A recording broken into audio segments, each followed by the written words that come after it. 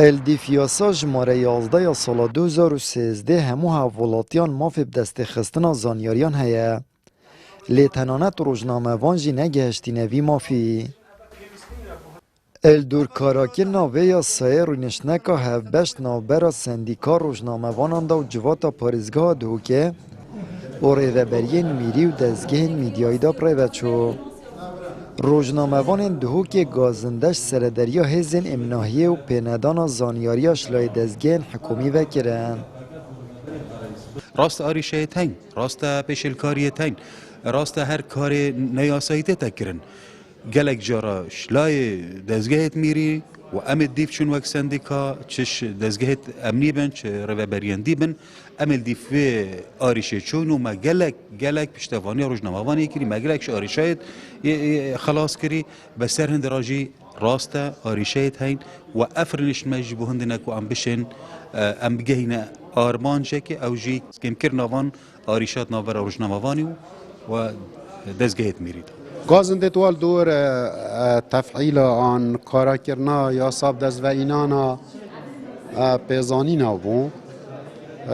اویجی خوشبختانه هجماره کار رو برید گشتی و نینره توانا و اوت حاضر بون از بار کم او گلیت کشلای میدیا کارا و هاتی نکرن دل برچافه نوارگرتن و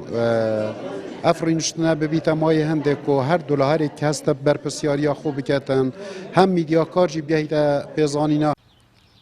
نقیب سندیکا روزنامه وان کردستان جی دانپیدان پهبونا جداهی کرنید نوبرا دزگین را گاهاندن داد دانا زانیاریان داد کرد.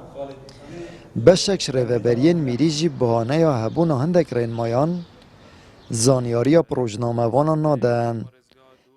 والله جوازيه يعني جوازيه لنيوان ضنك بهند السبب السياسي بحزبي به جوازيه ناطن نيكولي كن دليلش رابرتكاني سنديكا خويتي بلام لهمان كانت جدا قلت مان كبداقه ودبي اعتراف شباب كين كهندي روجنا من شمان هيك لوري بروفيشناليه بيستي با باشتر مراعاة كني إتيكه مراعاتي عشتوائي كمالاتي بكا قاعدين الزانية كان ويكيك لو بابتاني كلا دهاتو دقسي للصدقين مسألة حوالي فيكا نسبة تعليمات طبعا تعليمات بأدنى مرتبة قاعدة قانونية يعني إنه كأولي مثلا مثلا دستورة بشين كده قوانين محلية إيش برلمان كردستان ده كيفشين كنت أنظمة شين كنت تعليمات يعني نابت حاجتكو رفبارية يعني مؤسسة كحكومي بجتن